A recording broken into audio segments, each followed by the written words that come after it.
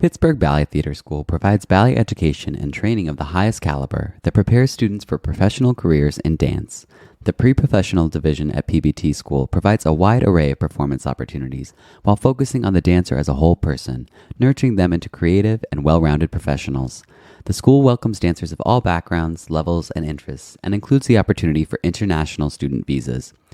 Auditions for Pittsburgh Ballet Theater's pre-professional program will be held March 6th through the 11th. Pre-professional dancers will have the opportunity to work with incoming PBT director Adam McKinney starting this summer. For more information, visit pbt.org/pbts/auditions2023. Welcome to Conversations on Dance. Before we get started, be sure to subscribe to the podcast through your favorite app to be automatically notified of new episodes when they go live. While you are there, please take a moment to leave us a review. Leaving a review takes just a second and goes a long way in helping us grow the podcast and supports us in this endeavor. We appreciate you joining us today. Now, let's get to the episode. I'm Rebecca King-Ferraro. And I'm Michael Sean Breeden, and you're listening to Conversations on Dance. Today we are thrilled to welcome back to the pod the ladies of Ragamala Dance Company. Today we talk with the company's founder and co-artistic director, Ranee Ramaswamy, and her daughter, co-artistic director, Aparna Ramaswamy. We first had Ranee and Aparna on the podcast about a year ago with Aparna's sister, Ashwini, in episode 275. If you haven't heard that episode yet, we hope you will go back and tune in to hear more about this trio's origin in dance and about the founding of Ragamala Dance Company. Ranee and Aparna join us today to talk about Fires of Varanasi, the show that they have been touring for the last year. For our listeners in the Houston area, don't miss Ragamala Dance Company in Fires of Varanasi, March 10th with Performing Arts Houston. For tickets and more information, visit performingartshouston.org or click the link in the description of this episode.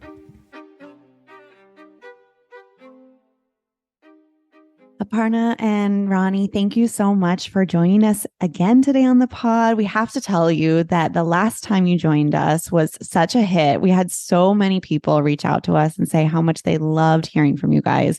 So we're truly just so excited to have you guys back on the pod. Oh, well, nice to hear. Happy. Yeah, it was so fun for us. So we're glad to have you back. And it feels like it was just yesterday, but it's been almost a year. So we do have a bit to catch up on. And I'd love to hear about how touring, as we've sort of started to inch away from the age of COVID, how that's come back and what that's been like for the two of you to be back in front of audiences all over the country. So, Amma, should I jump in or do you want to? Please do, please. So thank you for letting us know when we last spoke, because it's hard to keep track of time these days. Of course. So if it was a year ago, we were very fortunate to tour last year. And I think as one of the first dance companies to come back into touring in September of 2021, we were so fortunate to have a full year of touring with no COVID cancellations and no COVID in the cast. So we were very, very lucky in that way. And then, so we had a wonderful year last year, and then we have continued this year. And so it's been a very busy year. And in the fall, we were so happy to return to India and take our work back to back home, if you will, but in a very, obviously a different perspective and a different vision. And it was very well received. We performed, I think, in 7 cities in 8 days, something like that. Wow. It was very intense, but incredibly heartwarming and amazing. So international touring is coming back. So that was wonderful. Amazing. And it's just been a very busy year. We were just in Seattle, and we have plenty of, we have many, many cities coming up, and we look forward to being in Houston at the beginning of March. Yeah. We were in American Dance Festival just before we went to India, which is, it's such a important place. I thought it's nice to add that. Yeah. Absolutely. When you guys went and toured to India, was that the first time that you've taken Ragamala to India? I know you guys have both obviously performed there, but was that the first time taking your core dancers with you? No, we've performed in India many times with the company. Right. And the first time that we went, we were concerned. We were worried. We were wondering how. The thing is that our form, obviously, the form that we practice is very rigorous. It's very obviously completely in step and in reverence to our lineage and our teacher. It's the way that we create work in this larger format, taking a larger ensemble of dancers and also putting ideas together that perhaps people aren't used to, or using English narration and other collaborative elements.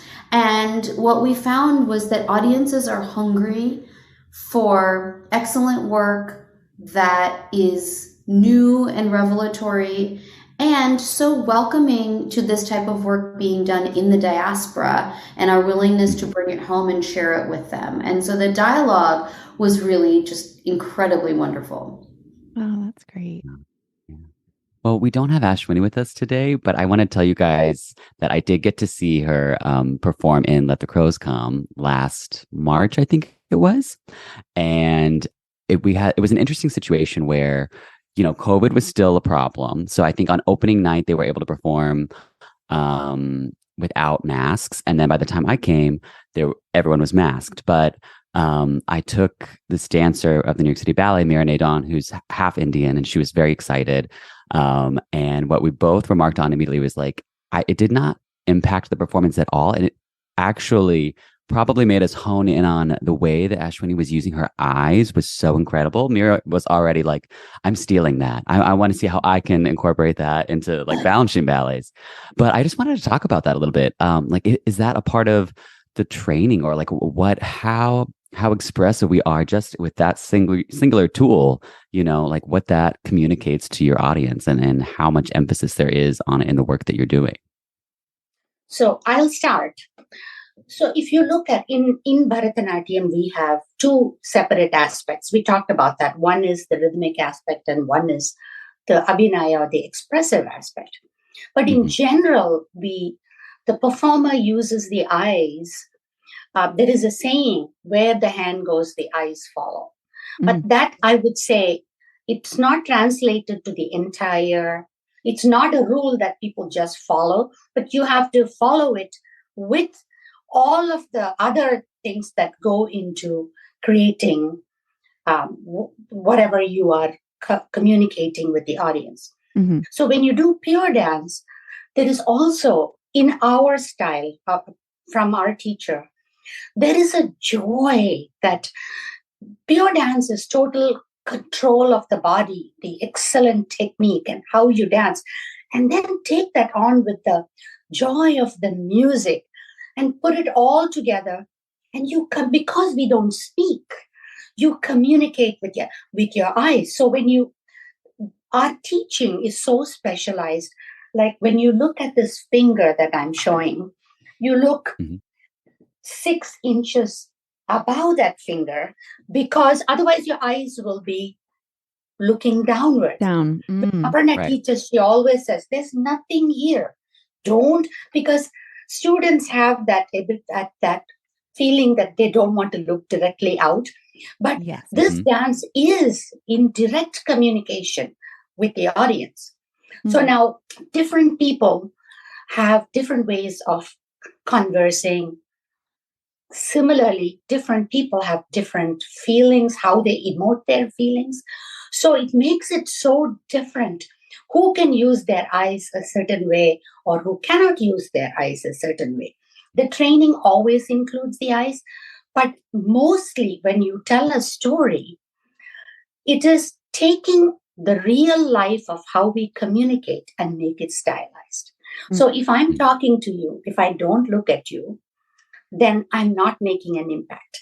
If I'm going to, so the eyes are constant. You look at the moon, you first look at the sky, then point. So the choreographer, the teacher, actually works with the artist to constantly correct and fix, because it's not mine. You are absolutely seeing what you show, showing what you see. So the eyes play a very important role, because all the 9 emotions that we do comes from our eyes, because we don't speak.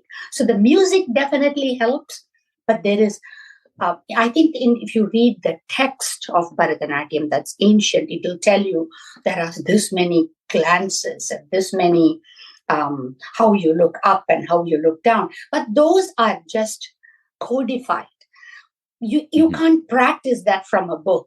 It is the practice that you do to include your eyes in everything makes the dancer effective or not. So I'm curious hearing you talk about this. By the way, for our listeners, what you were just doing was so gorgeous that whole time. I was enamored with the beautiful demos you were doing while you were speaking. It's so beautiful.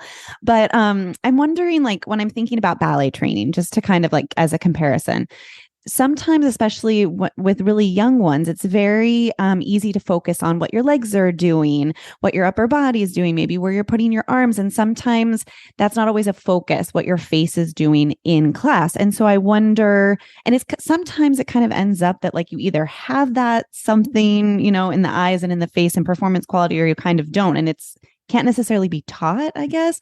And maybe it's just because we're not thinking about it right from the get-go. So how does that compare to how you guys go through your training and how you are training the next generation in terms of this performance quality? So I think you're absolutely right that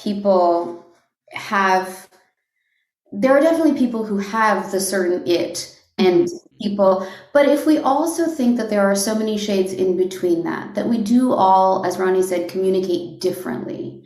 And so perhaps there can be a child who is incredibly outgoing, and you can see that fire in that child's eyes, but there's an incredible potential for subtlety or shyness or these different personality types, I think, that evolve through the training. And of course, like any dance form, there is so much attention paid to the physical body. And so I think from a very early age, this realization and these conversations about what is natural to the body and what is natural to us as humans. So when we take the essential shape of Bharatanatyam, we're in that demi-plie position, and we do so much footwork. Now, the footwork is not to make sounds, loud sounds, to impress your neighbor, but it's really to confirm or to identify our relationship with the earth. How can we put our full foot and pressure onto the earth? How can we excavate music and cadence through our feet and have it radiate through our body in this way, like the roots take shape and we pull the energy up and out from the body. So when you're thinking about those concepts, there is a recognition of humanity that people can feel in your face and in what you're doing, and the connection that you have with the past and civilizations and your fellow human beings around you. And I think it is that recognition that we are sparking and that we evolve as performers as we share with our audience. I love that. I love what you just said about your connection to the past and to, civilization and your ancestors and all that feels very prevalent and prominent in the work that you do. Whereas in ballet, I always felt it, but it's not necessarily something at the forefront, but it's something I liked to think of. And it's definitely something that I feel like you're addressing in your new work from what I've read about it. Let's just talk about what the work that you're touring with right now. We talked about it a little bit a year ago, Fires of Varanasi. I'd love to hear about just the concept and what the early stages of creating this work were. I'll just say the origin, why and how this idea of Fires of Varanasi came to us. And Aparna, you can take off anytime. So the idea of Varanasi, Varanasi, I'm going back to the word ancestors. Now, in our tradition, in our culture, the 5 elements of the natural world connects with the 5 elements of our bodies. And that goes into the fire when we die. And Varanasi is is a symbol of this, that this is a place where almost all Hindus either want to die or they want their ashes to be taken and put in the Ganges. because it all connects to spirituality. The origin of the Ganges is from the head of Shiva. Shiva is the god who resides in Varanasi. And he is all that, he has made that his home. He never leaves Varanasi. And when someone dies, I mean, when I say people believe, it's not just, oh, I believe it's going to rain. This is deep, as you said, the connecting chain that connects to generation of your ancestors. That Shiva would say a whisper, a mantra in your ear that would release your soul to better lives, because we do believe in reincarnation. So even as children, you grow up, people saying, okay, my grandmother is going to Kashi. Kashi is the temple complex of Varanasi. And older people get together and they do pilgrimage to Kashi. Maybe in 500 years before, they never came back because they were old enough that they know this travel is so hard that they would pass away there. So it's not something you're afraid to talk about, or it's not alienated that you're a child and you're not supposed to hear this. It's embodied in our lives that, yes, this is a special place. And every Hindu wants to go to Varanasi once in their lifetime. So when my parents, with their 2 children, they never wanted to come to the United States. They didn't want to die in the United States. They wanted to die in India. But you don't plan your lives, and it doesn't happen always. So my parents moved to Minneapolis 10, 12 years ago. My father passed here, and his ashes. We did I'm only going to say one thing to connect present and past. So when they did his funeral, his body was going into the crematorium, and the priest said, head first. And the attendants said, no, feet first. That's the way we do it. And I was thinking, how would my dad react to this? To him, everything the priest said was the most important, all the rules to be followed, but his death was not under anybody's control, right? He went feet first. So we decided that this thought that Aparna, we were all around watching this. We said, our next project should be of this Hindu immigrants in the United States. Come, not only Hindus, but all immigrants come with their own belief system. And our beliefs, people know more about Bollywood than this idea, staunch belief system in reincarnation, in a place where you think will help you with your future. It gives such resilience to the whole community of immigrants that are living in the United States and people in the diaspora. We decided this is what we should make. And it would be as if we are, as women in the family, we are making a work that would appease my father's wishes, and he would. So it was in memory of my father. We went to Varanasi, saw what was happening there, and it was so beautiful, and things that have been happening there for ages and ages and ages. So we decided that would be our next project.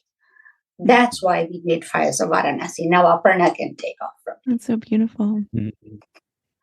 Well, I think in constructing the work, we very much wanted to pay homage to all of the things that Ranee highlighted. So this idea of, in a larger sense, the philosophy that is living within each of us, this idea of cultural memory that lives on in each individual. So this, what creates hope, what creates resilience, in essence makes this entire experience of life less lonely and less isolated.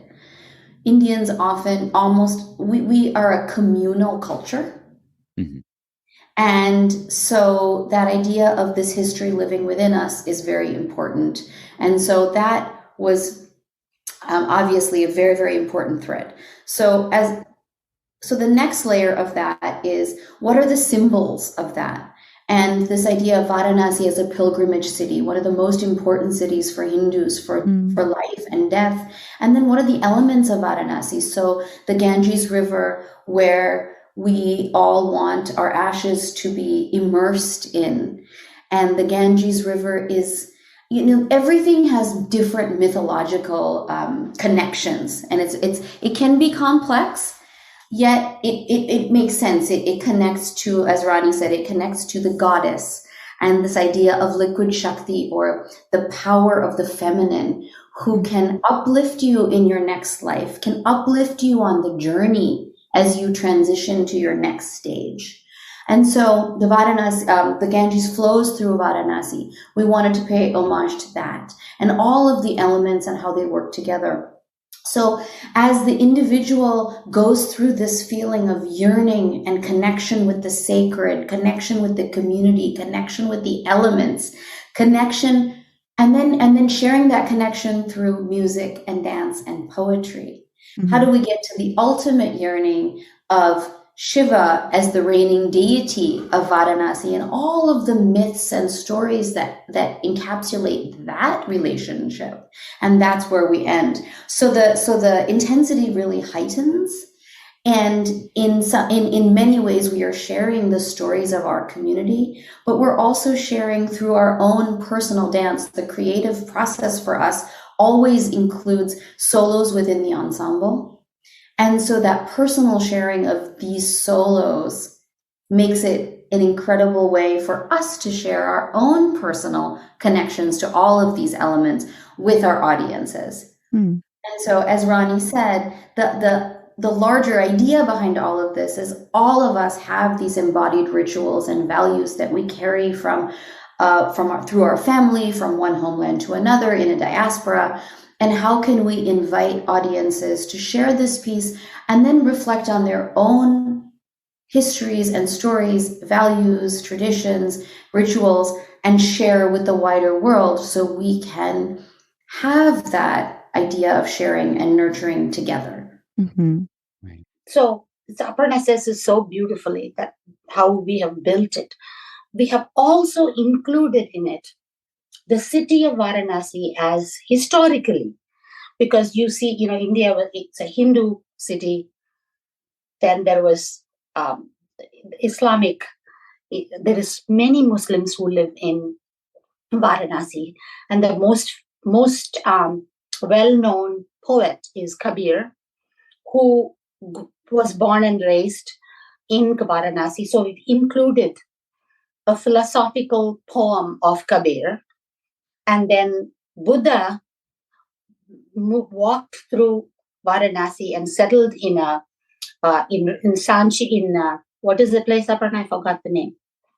Sarnath, where Sanchi is one of the things. And he gave his first sermon in Sarnath. So we have a scene where the Buddhist monks are walking across, just to show how Varanasi was historically, how Varanasi has gone through various influences. The only thing we haven't done is, it was 300 years colonization. The British lived there, but we didn't add it to our performance piece. Yeah. So, Aparna, you touched on the fact that there are a lot of solos within this piece. And I believe last time we talked, you were telling us, is there 11 people in the cast, 12 people? How many is it? 11 people. 11 people in the cast. And you mentioned that was quite a large cast for maybe something that you guys generally do. So I wonder, if the cast has shifted at all now that you've been doing this work for a little bit over a year, right? And then also, how do you bring in each dancer's personality into these solos and what they want to, connect with as a part of the story and share with the audience? So for us, this is quite a large cast. And we have been very fortunate that we have had almost no shifts in the cast. We had one member shift at the very beginning of our touring. Mm-hmm. And that was actually a really wonderful opportunity for us to invite a young dancer who's a very strong Cambodian dance background to join us. Wow. And the way he approaches movement is really, really beautiful, but also he connects personally so well with the themes of this, with his South Asian background and the way that his background has been influenced by Buddhism and Hinduism. So it's been really interesting to have these conversations within the cast as well. Mm-hmm. So, and we touched on this last time, that our dance form is a solo dance form. And traditionally, the idea is that one person is the medium in some ways between the audience or the community and the sacred. And so that ability to personally channel the emotions and that charged prayer through your body, through your emotions, through your psyche is an incredible experience to be involved in. Now, that is something that we absolutely treasure and value, and we've never wanted to change that in the work we do.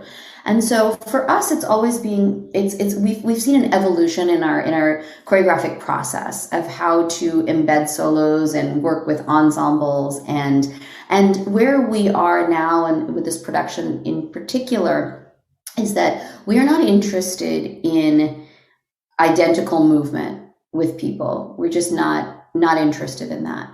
And so we are doing two things. We most definitely highlight solos. So we have different dancers on the stage, and perhaps in enacting different rituals, life rituals, death rituals on the stage, working with the water or the different scenic elements. But the focus is on the soloist, who is authentically and very, very movingly communicating the poems and the music in her own individual way. Then there are other pieces where we have their ensemble pieces, but we have purposefully choreographed everyone to do, and we have, obviously there are links in the visual links, but everyone is doing something different. Now, that is physical, yes, but intentionally, what we want to do is highlight each person's personality. So even though we may have 7 dancers on the stage, they are 7 completely different individuals. Their bodies are different. They approach their movement differently. They have completely different backgrounds, and their experience with dance is different. And all of that makes up a human being, and makes up what that human being is willing to share with the group, with the audience, with the artist, with everyone. Now, it is our intention to nurture and encourage that. And so that is what we do. So everybody may use their eyes differently. Everybody may approach a certain. Now, obviously, we have to direct. We have a form, we have a lineage. So we have to be very faithful to that, because that's incredibly important to us. So it's not that we're going to let somebody, not have the exact perfect angles or approach or be physical in the way that we want.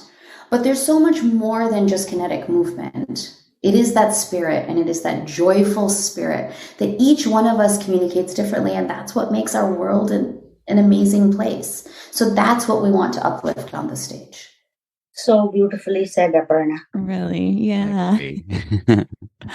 Could you tell us about how long this creative process takes, from the first idea of the work that you're creating to, rehearsals, and then to finally mounting it on stage? Because it does sound like it's a lot of moving pieces, and it's very involved on a number of levels. It's not just, well, we have 10 dancers on stage and they're all doing group step, and then it's just dance for dance's sake. It's very, everything is very intricate and layers deep. So how long does that take to pull together? Shall I start? I think once the idea comes, we look for poetry, lyrics that we come up with where do you want to start? A lot of research goes into this, at least a year and a half. Wow. What do we want to do? Where do we want to do? And sometimes we have 10 ideas and we have to scrap all of it and finally sit down and do, wait, we can't do all of that. So even ideas for the set, we have changed over the course of these creative years. Then comes we want to do this after you have a storyboard, kind of. Right. that we start looking for poetry, lyrics. What do we want to say? Who is going to do what? Then I'm going to say this in a nutshell, and then Aparna can elaborate on it if she wants. Then we go to our composer. The music is set. We say, and we have a lot of involvement in every aspect. Even though we send the words to the composer, we have to tell them, what are we thinking? Now, if she lived here, she would probably want us to move so that it will give her a motivation, a different idea of which melody to pick and so on. But because of having been doing this for so many years, and we have an idea of what melody would work here, what is the feeling that we want to do. So then that communication happens. She sends rough drafts that we listen to and we resend it. Then we start working on the solos and the groups. Each person, like I took my solo, I have 3 solos in here. And Aparna has 4 solos. Ashwini has 2 solos. And each of us are trying to, and when the composer sends the music, it's not like, okay, it's done. We have to work on it and say, okay, I want to do this line 8 times because there's so much expansive elaboration to be done. So we will say, okay, this line, half line. So we give them very specific instructions as to how we want the music to be done. So once we start working with the dancers on group choreography. When Aparna was talking about emoting each of us emoting differently, Mm-hmm. the one word that comes to mind that our teacher always talks about is honesty. Mm-hmm. You have to be completely honest in order to move the audience. Mm. If you are just acting, you can act superbly, then it will work beautifully. But that line, to bring it out of each one, has to be, what is spirituality? Yes, but spirituality is not always begging. It can be joyous. It can be asking. It can be wonder. So we have to bring each of these lines, and we are still doing it with our dancers because it's easy between 2 shows. You have a month, Mm-hmm. 2 months, Mm-hmm.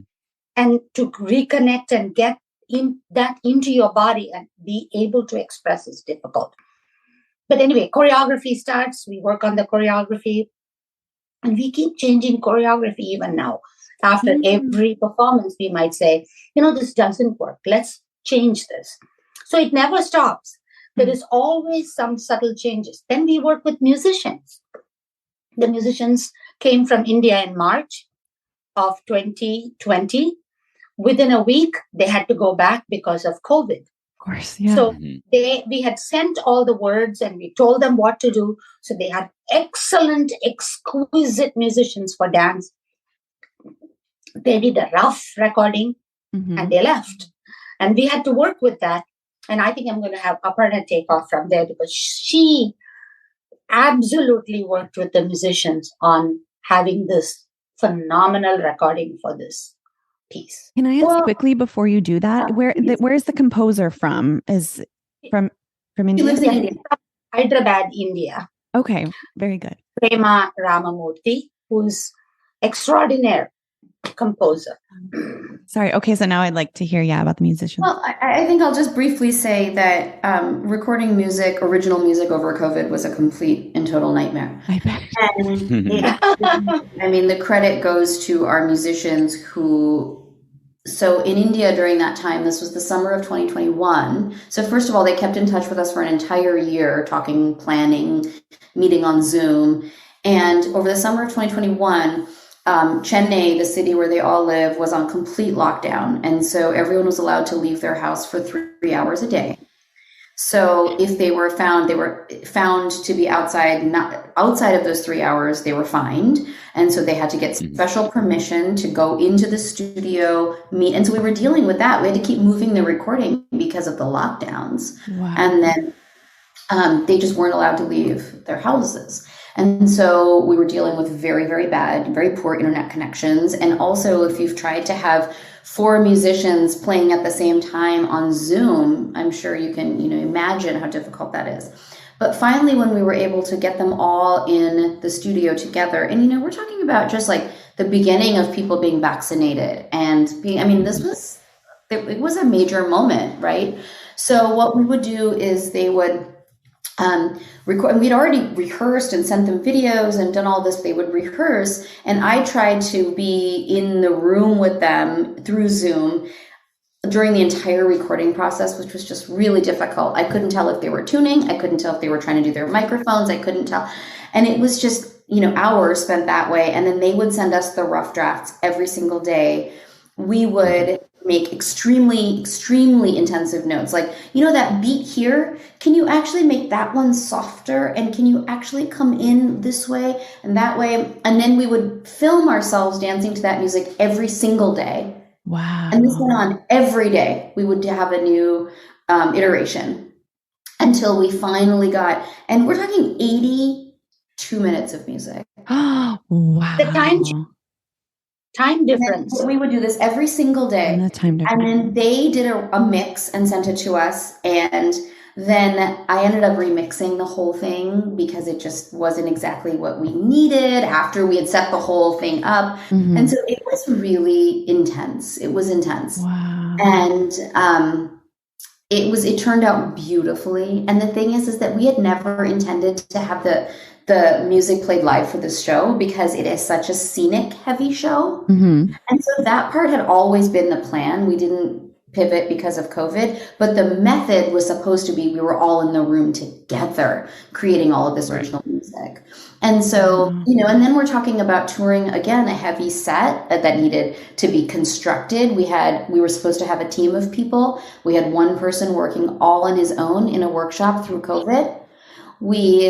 Wow. We had we had to have the cases built and we had to have everything. We had to have the shipping figured out, freight, how it was going to go from one city to another. I mean, there's just a million details. There's water, what happens at our first site.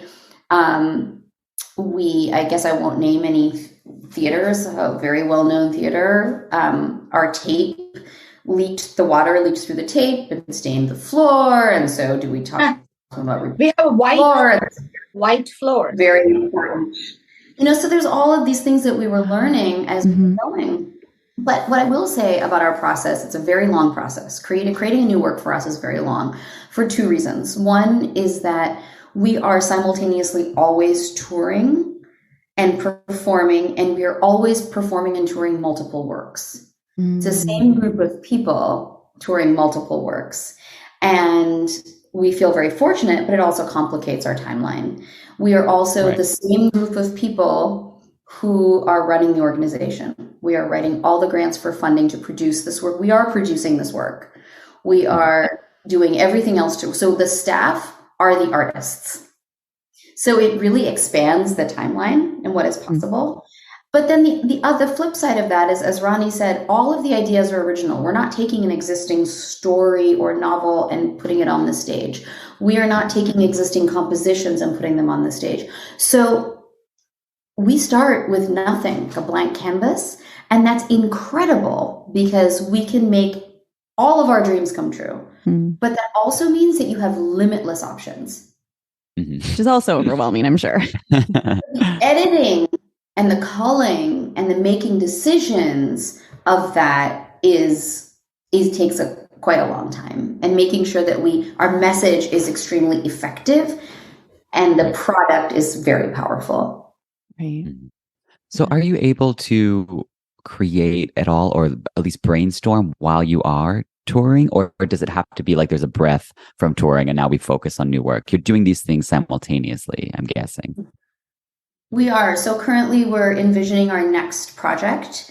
And right now we're in the research phase and writing phase. And so we are in the phase of what are our ideas? Where are we going to land? What avenues should we continue to research? And can we contact, who will support this work? And can we get the support to make it, to make it? And then, but we can't, our rehearsal time right now is for touring. And so right now what we have is I have a work that is a new evening of solo and duets, solos by me and duets with Ashwini. And this is the first time that we've done an evening together with this incredible music ensemble from India. So we'll be touring in the fall, and which is great. We're really excited about that. So that's kind of next up. And at the same time, we're creating a new, very large scale work. So I wonder, once you create this piece, how does it come into play, these different touring venues like Performing Arts Houston, where you will be on March 10th? How do you get from that point to then hearing from Performing Arts Houston that they would love for you to come and bring this work to their city? This is Aparna's. So we have a wonderful artist manager agent, Laura Colby. And so we work very closely with her to on the whole process. What are we working on? What are just the kernels of ideas? And who should we talk to in terms of future support? Who may be interested in presenting this in 2 or 3 years? So for Fires of Varanasi, we had the support of 8 incredible commissioning institutions and individuals who were in touch with us through the entire process and all of the steps of the process. And then we were able to tour to all of those places. And so it's just an incredible partnership. And then Laura is always getting the word out about which pieces we're touring and which pieces will come about. And we love to have conversations, because it is also our responsibility and our interest to share the details of our creative aesthetic and the way we work and how we work in communities, and why it's important to share excellent culturally rooted work, and why we should be on the landscape. And so what is that conversation? And we're very willing to have that conversation with different individuals and hopefully visit their cities. Mm-hmm. Our lead commissioner was the Kennedy Center, and we performed there for their 50th anniversary. We feel so honored and proud to say this. And so each commissioner they have come into the work with great interest in this work. So the other thing that we're doing in Houston, and we're very, very excited about, is we've been working for the last year on an initiative with NCC Akron. And they obviously have a very well-known choreographic institute there, or Center for Choreography. And Ranee and I were fortunate to be awarded a McKnight Fellowship that came with a residency. And one of the residency sites was NCC Akron. And so for us, in conversation with Christy, the director, we were talking about, Christy Bolingbrook, we were talking about what is it that we need? Do we need space? Do we want to bring our dancers in? Do we want to work on this new project? And what we asked them really was an opportunity for conversation and sharing. And so would it be possible to invite presenters from all over the United States and international presenters to see a performance of Fires of Varanasi, a fully produced performance, and then have a conversation about what is American dance. How do culturally rooted forms interact? What is our history? What is our place in this landscape? How do they think about dance? How do they think about presenting culture to their communities? And what do they need from us? What can we ask them? Like, how can we really get into this conversation over the course of a couple of days? Not 15 minutes after a performance or a talk back after a performance, but how can we really be in the room and have this very honest conversation? And so that is what we've done, is we've created these convenings. We had one in Seattle, and we were so it was amazing to have really wonderful presenters in the room in conversation with us. And then we're doing it again in Houston to have this conversation, to really see what is the impact of the work we do, and how can we further share, or how can we explain, how can we learn from each other? Mm-hmm. And so that is a very important part of this visit to Houston. Right. And this is Aparna's child. She came up with this idea and presented it, and is now making it possible. And I think it's such an interesting and a very important conversation to have. Absolutely. Yeah. Well, we wish we were in Houston and that we'd be able to see Fires of Varanasi. But I want to hear, like, just saying, what is the impact of the work that you're doing? I want to hear what you feel like it is, but both for you personally as the artists, like, what is performing Fires of Varanasi? How does that impact you as an artist? And then what are you feeling like audiences are taking away, and what do you want them to take away? So, yeah, if we could dive into both those things. I think for us, spirituality is the backbone of Bharatanatyam. And we are we are open to let that spirituality get into us, to move us from inside out. And this performance, because we are picking the songs we want to present, the dance, we are making the dance we want to do. We do our best to bring out not only the technique, the expression, the feeling, and we get into it and we know that we are doing something that we are completely involved in, because the subject actually moves us to move. Mm-hmm. Now, the audience, what they see is, it's not a dance form where the audience can jump up and move with us, but it just takes them to a different place.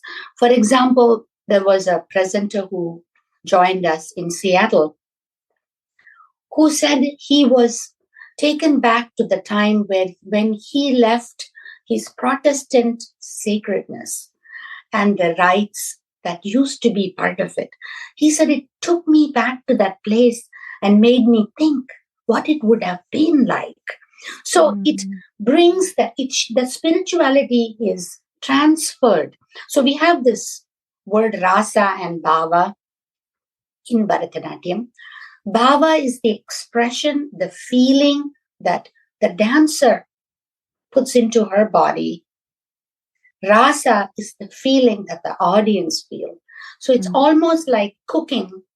The ingredients you put into the cooking is the bhava.